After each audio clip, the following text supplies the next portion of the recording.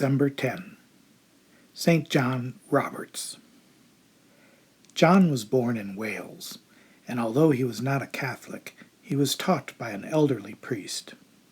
So, as he said later, at heart he was always a Catholic. John went to Oxford University in England for a while, but then he took a trip to France to have a good time.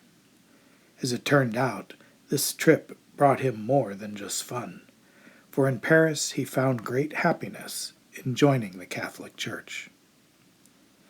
John lost no time after this in taking steps to become a priest. He went to an English college in Spain and then became a Benedictine monk. His great dream of going back to England came true 3 years later, when he and another monk were given permission to set out for that land. They knew the dangers they would meet, and they did not have long to wait before trouble began. Although they entered England wearing plumed hats and swords at their sides, they were soon arrested for being priests and sent out of the country.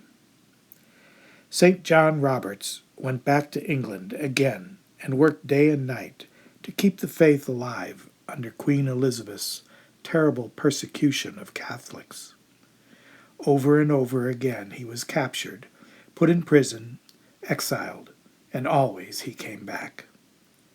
The last time Father John was arrested, he was finishing Mass, and this time there was no escape. When asked, he declared he was a priest and a monk, and that he had come to England to work for the salvation of souls. "Were I to live longer," he added, "I would continue to do what I have been doing." St. John was given a false trial and condemned to death.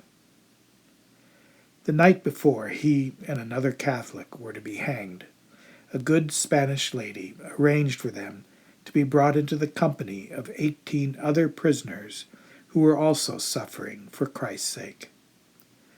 During their supper together, St. John was full of joy.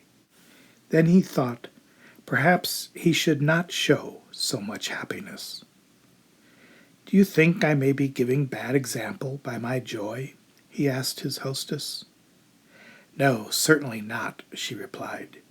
"You could not do anything better than to let everyone see the cheerful courage you have as you are about to die for Christ." Then she insisted on washing the feet of the martyrs to show her respect for them. The next day St. John was hanged, and the crowds were so attracted by the personality of this young priest that they did not let the executioners make him suffer. Today I will say an Our Father for missionaries, pausing especially at the words, "Thy kingdom come."